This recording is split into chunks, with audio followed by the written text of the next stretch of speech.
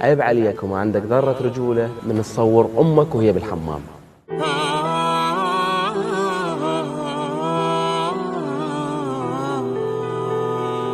يمة محمد ما أشوف عمي أني يطببني للحمام يصلخني وعلى سادة يسبحني هو يصوروني.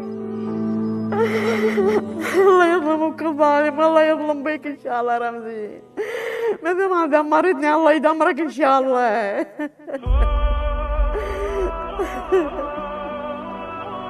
وذبني على القريولة وشقق هدومي للذيل، قمت بدلت هدومي وشفت يعني مجال دا انهزم، وانهزمت بطرق دشداشتي ولقفني وسحل بعدين قفلوا الباب علي.